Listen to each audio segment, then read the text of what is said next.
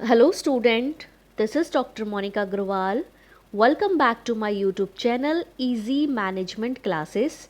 Today we are starting a new subject, Business Economics, in which we study about Introduction of Business Economics. Content of my study, meaning of business economics, characteristics, nature and scope. First of all, we understand what is business economics. Business economics made by the two words. Okay, तो business economics जो है two words से मिलके बना हुआ है, business plus economics. Business plus economics. L.H. हेनी ने बिजनेस को डिफाइन किया है. बिजनेस में be defined as a human activity directed toward producing और एक्वायरिंग वेल्थ थ्रू बाइंग और सेलिंग गुड्स. मैंने आपको बताया बिजनेस किससे रिलेटेड है? लेन देन से. ठीक है, तो बिजनेस का मतलब क्या है कि ह्यूमन एक्टिविटी, हमारी खुद की एक्टिविटी जो कुछ प्रोड्यूस करने में, कुछ एक्वायर करने में. क्या एक्वायर कर रहे हैं हम? वेल्थ को, यानी धन को एक्वायर कर रहे हैं. किसके थ्रू एक्वायर कर रहे हैं? बाइंग के थ्रू एंड सेलिंग के थ्रू.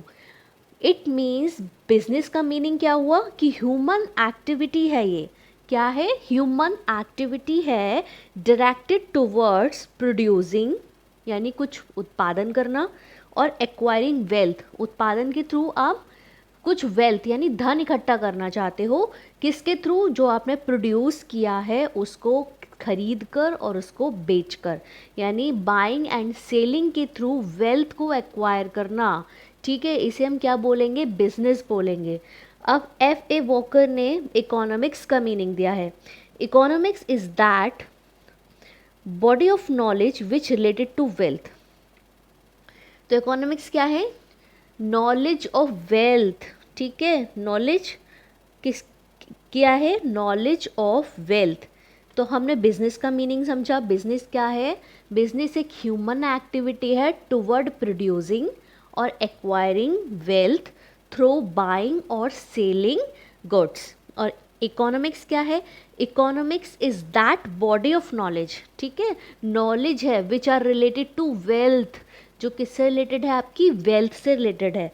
तो बिजनेस स्टडी जो है, यानी बिजनेस इकोनॉमिक्स को जो स्टडीज़ है, those economic principles, logic and techniques that are used for solving the all practical problems of a firm. ठीक है, तो बिजनेस इकोनॉमिक्स किसकी स्टडी करता है? इकोनॉमिक्स प्रिंसिपल्स की, इकोनॉमिक लॉजिक्स की, टेक्निक्स की that are used to solve the practical problem of the firm. जब आप कोई फर्म स्टार्ट करते हो उसमें जो प्रैक्टिकल प्रॉब्लम आती है, यानी आप अपने प्रोसेस को करते समय जो प्रॉब्लम्स को फेस करते हो उसको सॉल्व करने के लिए यूज्ड किए जाते हैं बिजनेस इकोनॉमिक्स के प्रिंसिपल्स को, उसके लॉजिक्स को और उसकी टेक्निक्स को. तो meaning of business economics I hope आप लोगों को समझ आ गया होगा बहुत अच्छे से. एक बार रिवाइज करते हैं. तो business economics made by two words, business plus economics. हैनी बिजनेस को डिफाइन करते हैं कि बिजनेस क्या है? एक ह्यूमन एक्टिविटी है toward producing, acquiring wealth through buying और सेलिंग गुड्स. ठीक है, बाइंग और सेलिंग गुड्स के थ्रू वेल्थ को एक्वायर करना. ठीक है, और इकोनॉमिक्स का मीनिंग क्या है? Economics is that body of knowledge which is related to wealth. तो बिजनेस इकोनॉमिक्स किसकी स्टडी करता है? इकोनॉमिक प्रिंसिपल्स की, इकोनॉमिक लॉजिक्स की एंड टेक्निक्स की that are used for solving the all practical problem of the firm. ठीक है, next चलते हैं. अब हम डेफिनेशंस, कुछ डेफिनेशंस की स्टडी करते हैं. अभी हमने मीनिंग को स्टडी किया था, अब हम स्टडी करने वाले हैं डेफिनेशंस जो ऑथर्स ने दे रखी हैं हमें. तो business economics by Spencers and Siegelman, Spencers and Siegelmans बताते हैं. Business economics is the integration of economics theory with business practice for the facilitating decision making and forward planning by management. यानी ये क्या है? इंटीग्रेशन है of economics theory का, जो business practice for the facilitating decision making, जो हम business practice करते हैं, जो हम बिजनेस में काम करते हैं, उसके डिसीजन मेकिंग में हेल्प करती हैं, हमारी फॉरवर्ड प्लानिंग में हेल्प करती हैं मैनेजमेंट की। बेट्स एंड पार्किंसन ने क्या बताया? Business economics is a study of the behaviour of firm in theory and practice. Business economics किसकी स्टडी करता है? बिहेवियर ऑफ फर्म, ठीक है, behaviour of firm in theory and practices. Business economics is the application of economics theory in the process decision making by management। ठीक है, business economics क्या है? Application है इकोनॉमिक्स थ्योरी की, जो डिसीजन मेकिंग के प्रोसेस में हेल्प करता है, किसके? मैनेजमेंट के थ्रू। ये किसने दी थी? जोसेफ एंड मैकी ने। ये तीनों डेफिनेशंस आप एक बार और पढ़ के देखिएगा, आपको अच्छे से समझ आ जाएंगी।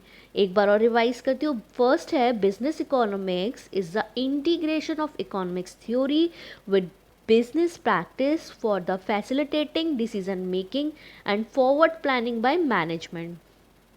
Second definition है, business economics is the study of the behavior of firm is theory and practice। Third definition है, business economics is the application of economics theory in the process decision making by management। अब हम study करने वाले हैं characteristics of business economics. एक अच्छे business economics के क्या क्या कैरेक्टरिस्टिक्स होते हैं। फर्स्ट है माइक्रो इकोनॉमिक नेचर। माइक्रो, देखिए इकोनॉमिक्स जो होती है, एक माइक्रो इकोनॉमिक्स होती है और एक मैक्रो इकोनॉमिक्स होती है। माइक्रो मीन्स छोटा, माइक्रो आपने सुना होगा ना, सूक्ष्म यानी छोटा हिस्सा। मैक्रो यानी बड़ा लेवल, यानी माइक्रो में हम एक छोटे लेवल की स्टडी करते हैं। इट मीन्स हम एक इंडिविजुअल बेसिस पे स्टडी करते हैं, हम ओनली फॉर्म को कनेक्ट करके स्टडी करते हैं, फॉर्म से रिलेटेड स्टडी करते हैं। लेकिन मैक्रो इकोनॉमिक्स में हम पूरे ओवरऑल इकोनॉमी की स्टडी करते हैं, यानी हम पूरे नेशन को साथ लेके चलते हैं, जिसमें हम नेशनल इनकम कैलकुलेट करते हैं, यानी हम पूरी कंट्री लेवल को साथ लेकर चलते हैं। और माइक्रो में हम ओनली एक फॉर्म की स्टडी करते हैं, एक फॉर्म को अपने कंसर्न में रखकर उसकी स्टडी करते हैं।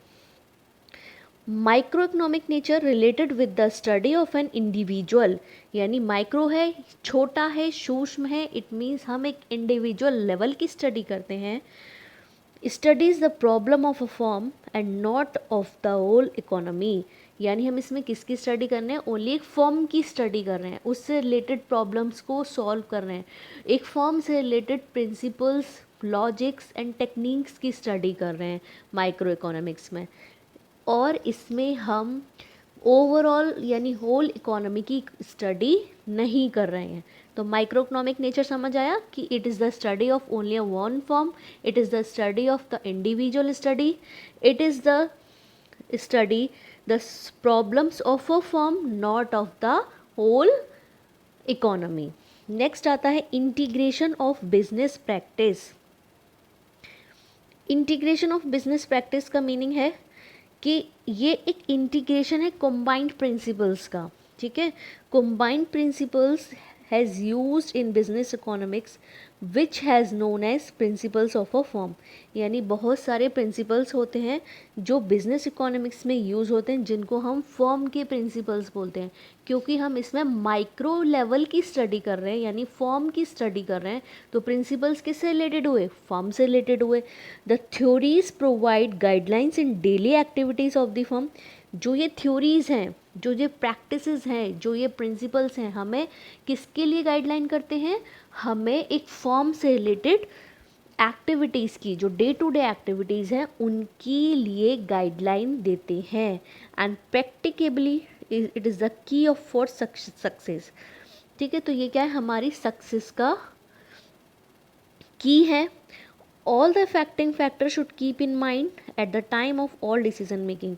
जितने भी हमारे प्रिंसिपल्स हैं, हमारे प्रैक्टिसेस हैं, उन सबको हम, जब हम कोई भी डिसीज़न लेते हैं, उन सबको अपने माइंड में रख कर ही डिसीज़न लेते हैं।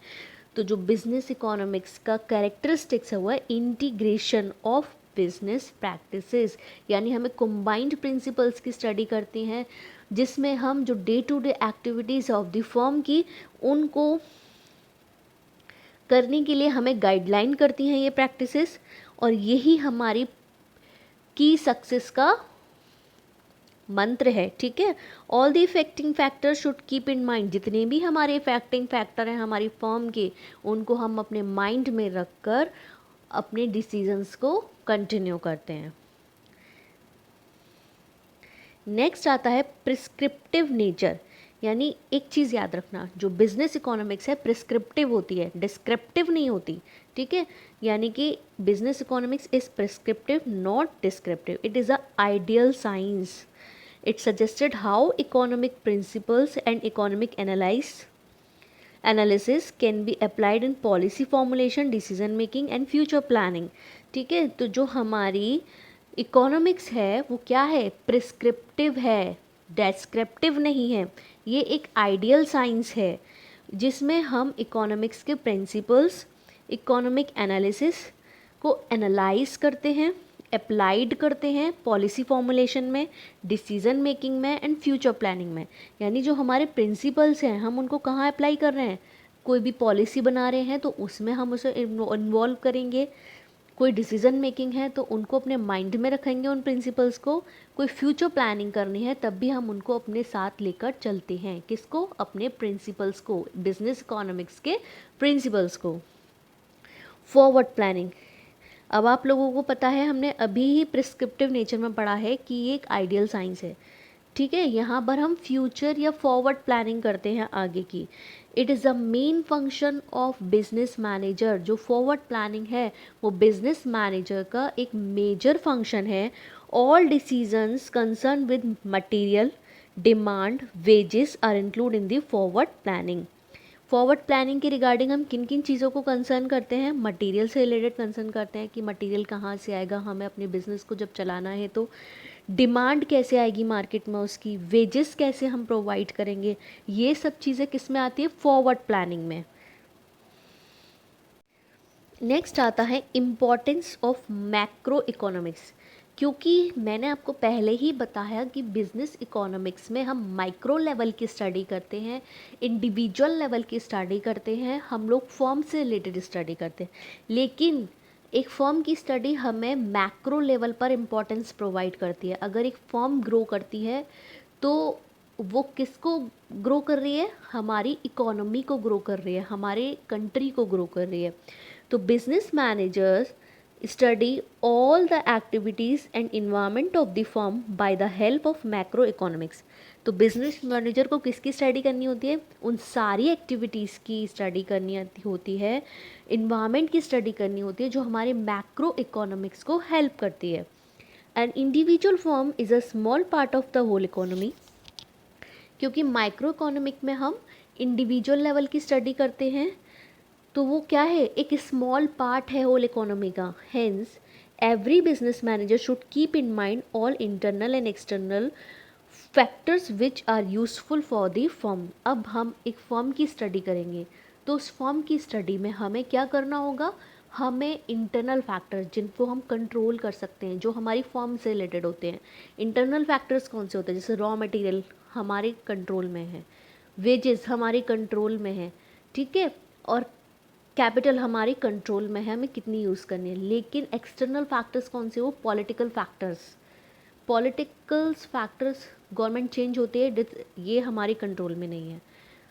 टेक्नोलॉजिकल फैक्टर्स, टेक्नोलॉजी चेंज हो रही है, वो हमारे कंट्रोल में नहीं है, ठीक है। इकोनॉमिकल फैक्टर, अगर इन्फ्लेशन आता है या डिफ्लेशन आता है, ये हमारी कंट्रोल में नहीं है। तो कोई भी बिज़नेस को चलाने से पहले हमें इंटरनल फैक्टर यानी जो फर्म से रिलेटेड है, और जो एक्सटर्नल फैक्टर जो हमारे कंट्रोल में नहीं है, हमसे बियॉन्ड द कंट्रोल है, उन दोनों ही फैक्टर्स की स्टडी करने में हमारी हेल्प करता है मैक्रो इकोनॉमिक्स, ठीक है।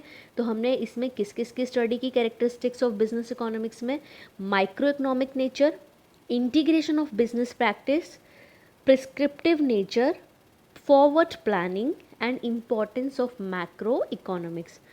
अब हम स्टडी करने वाले हैं नेचर ऑफ बिजनेस इकोनॉमिक्स की, जो बिजनेस इकोनॉमिक्स का नेचर है वो कैसा है। हर एक बंदे का एक नेचर होता है, कोई एक्सट्रोवर्ड होता है, कोई इंट्रोवर्ड होता है।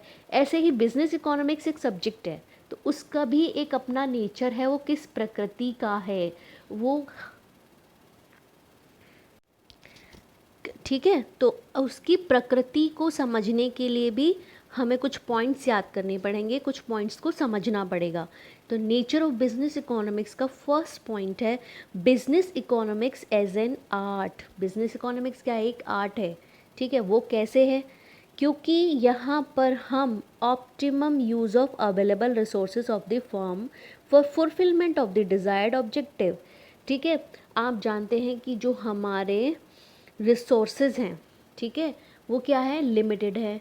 अगर हम उनको ऐसे यूज़ करें कि उनका कोई मतलब ही ना निकले, ठीक है, हम उनको वेस्ट करें तो क्या होगा? एक दिन वो रिसोर्सेज ख़त्म हो जाएंगे। जैसे आप जानते हैं वुड, जंगल कटते जा रहे हैं, पेड़ों को काटा जा रहा है, तो वो हमारे रिसोर्सेज थे जो कम होते जा रहे हैं। तो हमारे लिए क्या ज़रूरी है कि हमारे जो मिनिमम रिसोर्सेज हैं हमारे पास, उनको हम इतना अच्छे से यूज़ करें, एक बेस्ट पॉसिबल यूज़ करें, उनका ऑप्टिमम यूज़ करें, ताकि हम अपनी फॉर्म के जो डिज़ायर्ड ऑब्जेक्टिव हैं उनको तो फुलफ़िल करें ही, साथ में उन रिसोर्सेज का इफ़ेक्टिवली यूज़ भी कर पाएँ। तो बिज़नेस इकोनॉमिक्स क्या है? एक आर्ट है, यानी हम किस तरीके से अपने रिसोर्सेज को यूज़ कर रहे हैं, किस तरीके से उन रिसोर्सेज को ऐसे यूज़ कर रहे हैं कि हमारी कॉस्ट तो कम से कम आए और हमें प्रॉफिट ज़्यादा से ज़्यादा हो, यानी कम से कम रॉ मटेरियल में हमें ज़्यादा से ज़्यादा प्रोडक्शन मिले। तो यानी बिजनेस इकोनॉमिक्स क्या है? एक आर्ट है। कैसे? क्योंकि यहाँ पर हम best at optimum use of available resources of the firm for fulfilment of the desired objects. Business economics is an art because it is helps the business management in selecting the best possible alternative out of the various available alternatives, ठीक है। कोई भी, जैसे आपके पास एक investment opportunities हैं, three investment opportunities हैं, लेकिन ये आपका माइंड सेट है कि आप उन तीन में से कौन सी इन्वेस्टमेंट अपॉर्चुनिटी को ग्रैब करते हो, ठीक है। ये क्या है? एक आर्ट है कि हमें कौन सी ऑल्टरनेटिव से ज़्यादा हमें प्रॉफिट होने वाला है, कौन से ऑल्टरनेटिव हमारे लिए फ्रूटफुल है और कौन सा ऑल्टरनेटिव हमारी इकोनॉमी के लिए फ्रूटफुल है, हमारे इन्वायरमेंट के लिए फ्रूटफुल है, ठीक है। तो ये क्या है? एक आर्ट है जो बिजनेस मैनेजर्स की हेल्प करता है, किसमें? जो बहुत सारे ऑल्टरनेटिव्स हैं उनमें से एक बेस्ट पॉसिबल ऑल्टरनेटिव को सिलेक्ट करने में ये हमारी हेल्प करता है।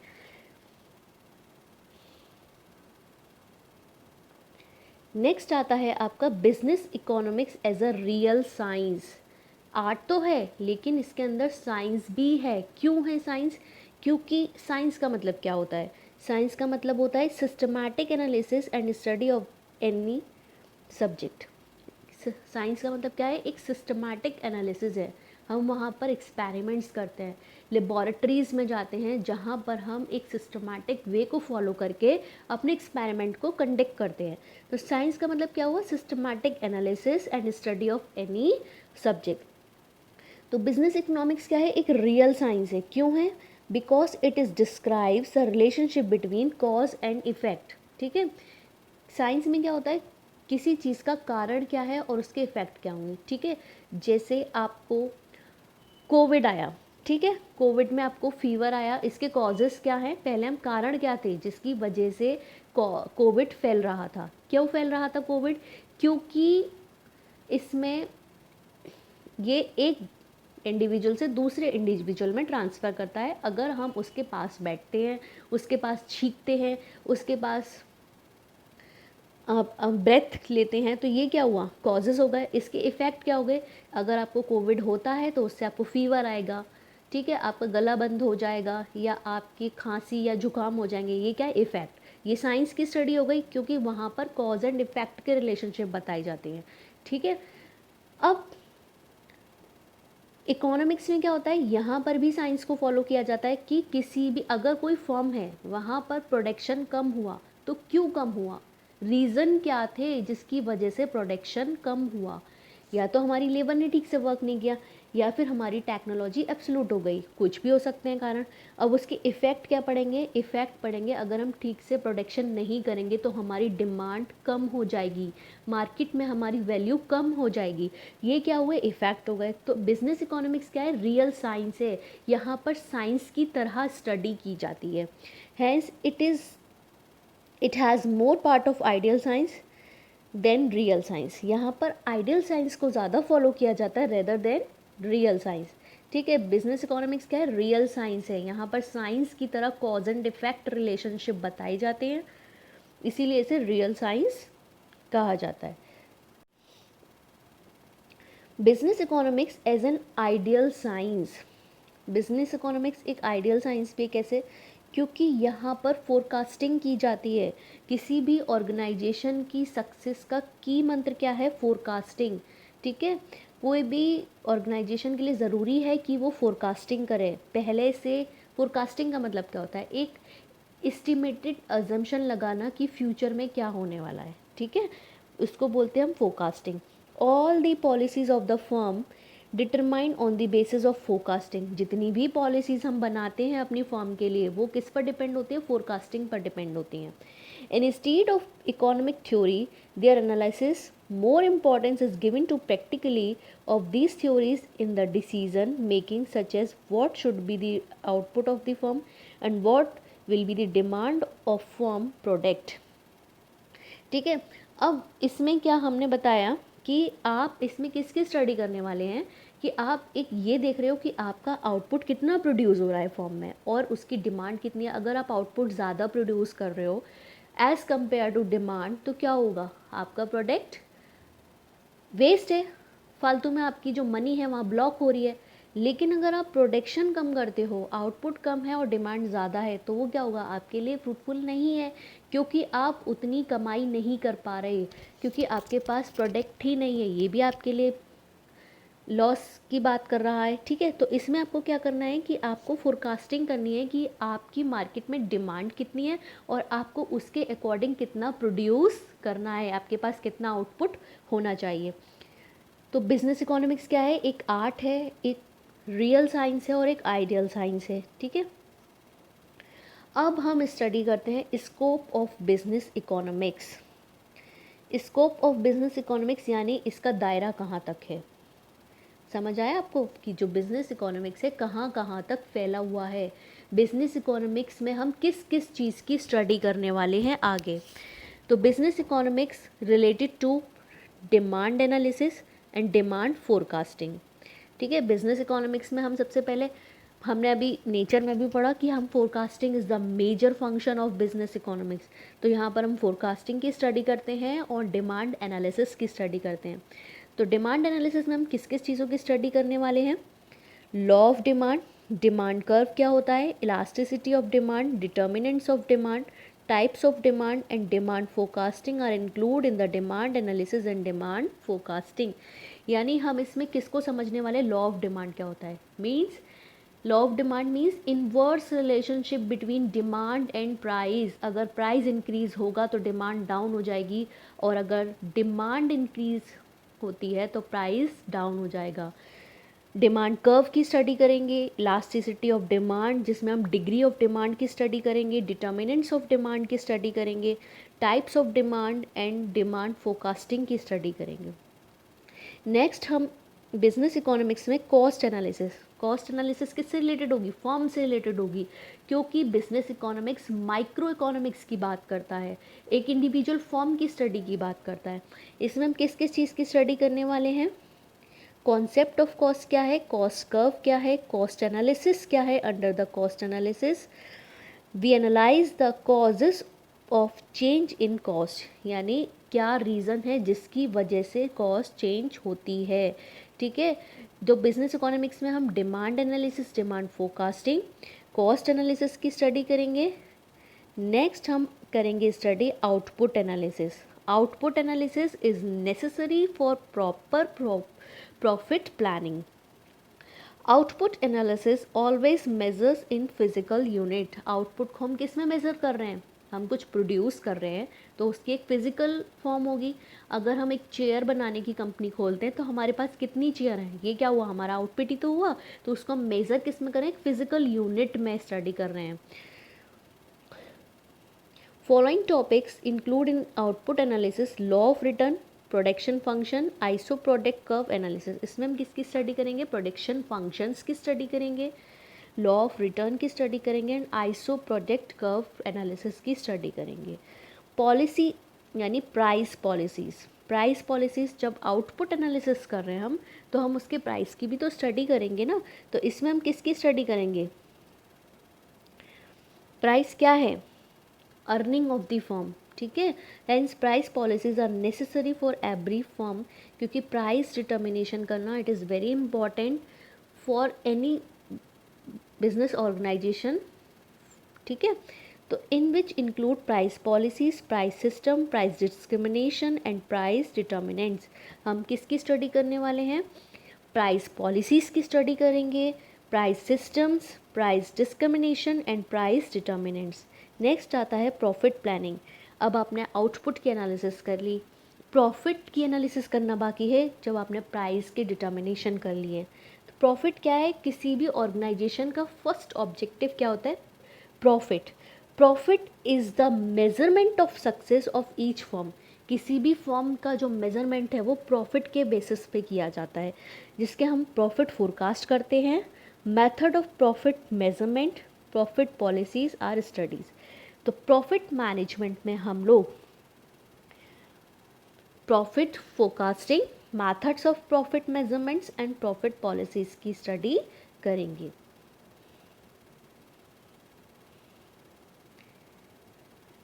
नेक्स्ट आता है कैपिटल मैनेजमेंट। कैपिटल मैनेजमेंट क्या हुआ, जो आप पैसा लगा रहे हो उसको आप कैसे मैनेज करोगे, आप कहाँ कहाँ से पैसा लाओगे और कहाँ कहाँ उसको इन्वेस्ट करोगे।